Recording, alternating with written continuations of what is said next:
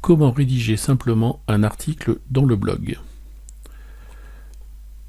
Nous allons utiliser un exemple, la rédaction d'un article décrivant les fonctionnalités de base du blog. Pour commencer, où peut-on trouver des blogs? Ils peuvent être présents soit dans les espaces de classe, s'ils ont été activés dans les différentes rubriques, soit dans les sous-rubriques de la rubrique établissement, là aussi si l'administrateur a activé le service blog. Si j'accède à une rubrique où le service blog est activé, j'ai la possibilité de créer un article. En prenant un petit peu de recul de façon à voir la totalité de la page de saisie de l'article, nous voyons que celle-ci est composée de 4 zones. La première, appelée accroche, contient le titre de l'article, de quoi rédiger un petit résumé et une zone pour déposer une image qui servira de vignette à l'article. La deuxième, c'est la zone de contenu, avec la barre d'outils qui permet de rédiger le cœur de l'article. La troisième, c'est l'emplacement qui permettra de mettre des pièces jointes à l'article, pièces jointes qui pourront provenir soit de l'ordinateur de l'utilisateur, soit de son porte-document. Et enfin, la quatrième zone, sur la colonne de droite, est constituée d'un certain nombre d'informations complémentaires et de fonctionnalités un peu plus avancées de la rédaction de l'article. Alors, tout d'abord, nous allons saisir un titre.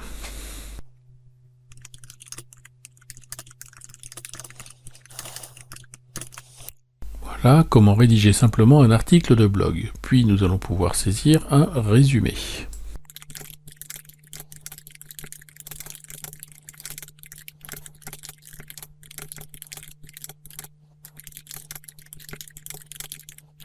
Voilà pour le résumé. Ensuite, nous allons sélectionner une image pour l'illustration de l'article. Je choisis mon image et je vais pouvoir la redimensionner pour l'adapter précisément au format du cadre qui correspond à l'endroit où l'illustration va apparaître. Voilà, je peux la redimensionner directement en ligne. J'ai une petite fenêtre sur la droite qui m'indique la forme définitive que prendra mon image. Je peux ensuite ajouter l'image. Voilà, nous venons de terminer de remplir la zone accroche de l'article. Avant de passer à la partie suivante, il est important de rappeler l'importance de cette zone-là, notamment pour ce qui est de l'illustration. En effet, les articles sont susceptibles de remonter automatiquement sur la page d'accueil, et les articles sans illustration apparaissent sous la forme d'un carré gris qui est assez disgracieux sur une page d'accueil qui se veut être un outil de communication. Donc le conseil est vraiment de prendre un petit peu de temps à la rédaction de chaque article pour bien saisir un résumé et pour trouver une illustration.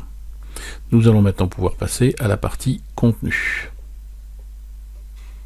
Il existe deux façons d'alimenter la zone de contenu, soit en saisissant directement au clavier, soit en faisant un copier-coller depuis un autre document. C'est cette deuxième méthode que nous allons utiliser pour gagner du temps. Voilà, le contenu de mon article est prêt. Je vais maintenant pouvoir travailler à son illustration. Pour cela, nous allons utiliser les derniers boutons situés en haut à droite de la barre d'outils, à savoir l'insertion de liens, l'insertion d'images, l'insertion de galeries d'images, l'insertion d'audio et de vidéo et l'insertion de contenu externe. En parcourant le texte intégré, je vois qu'il y a une phrase de contexte, puis ensuite on décrit les 4 zones de l'écran de saisie. En descendant un petit peu, voilà, on va avoir la possibilité ici de pouvoir insérer une galerie d'images. Pour pouvoir accéder à la galerie d'images, je viens ici sur ce bouton, galerie d'images, et on me propose d'intégrer un certain nombre d'images qui tourneront ensuite en diaporama. Donc, voilà les images dont je vais avoir besoin. La première, ça sera la zone d'accroche. La deuxième, ça sera le contenu. La troisième, ce sera les pièces jointes. Et la quatrième, la barre avec les fonctionnalités avancées. Ici, on me propose de positionner un titre, de définir ici la durée de chacune des diapositives en secondes, et ensuite je vais pouvoir valider. En continuant de parcourir mon article, je vois qu'on me propose désormais d'intégrer une vidéo. Je vais donc venir choisir le petit bouton insérer et un fichier audio ou vidéo. Je choisis l'onglet ici ici vidéo.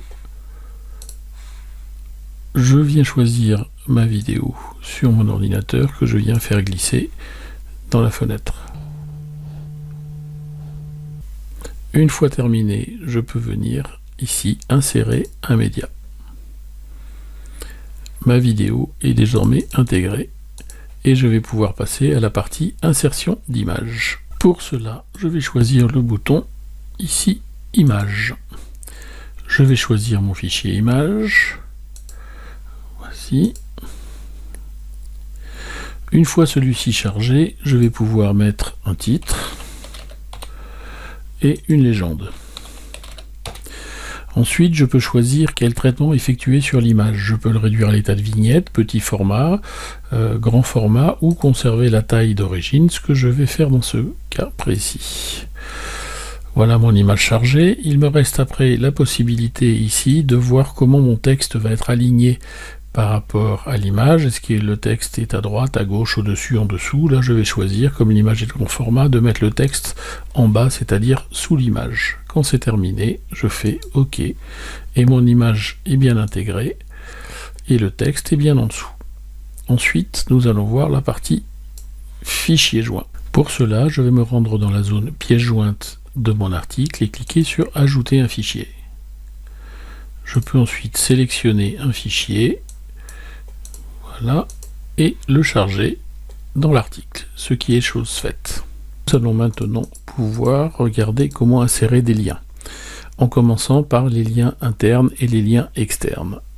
Je choisis donc ici une zone sur laquelle je veux positionner un lien, je clique sur le bouton, je veux cliquer sur un lien externe, donc c'est bien une URL, il me suffit de mettre ici l'URL que je veux atteindre, et le lien est positionné.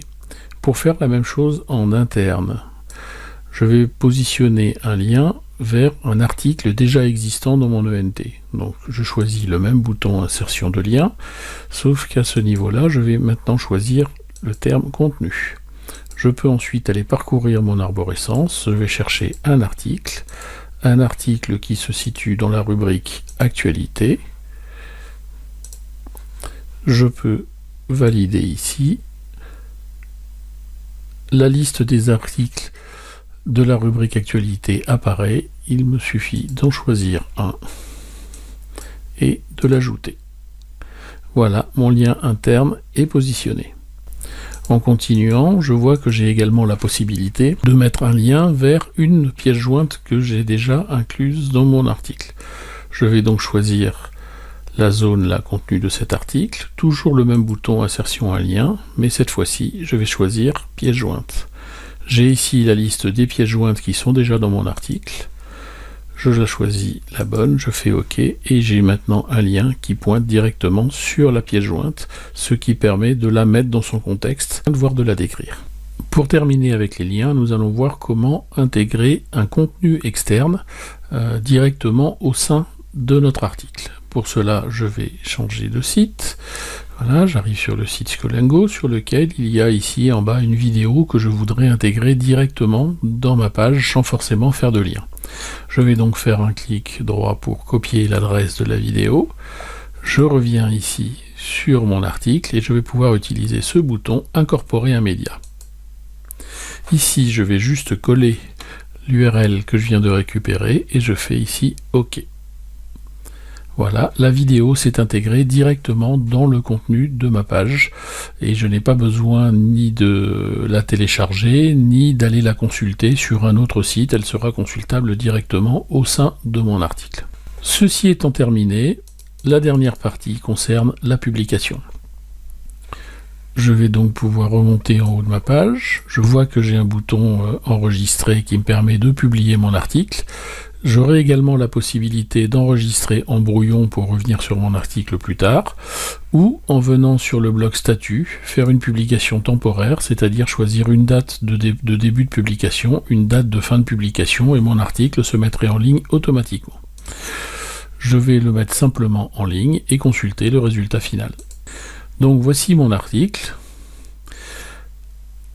avec son titre, son résumé, son illustration, le texte que j'ai copié, la galerie d'images. Si je clique dessus, elle s'ouvre et j'ai des petites flèches qui me permettent de faire défiler les images qui correspondent aux 4 zones de ma page d'article, mais ça tourne automatiquement toutes les 3 secondes si je clique sur la petite fenêtre qui est ici.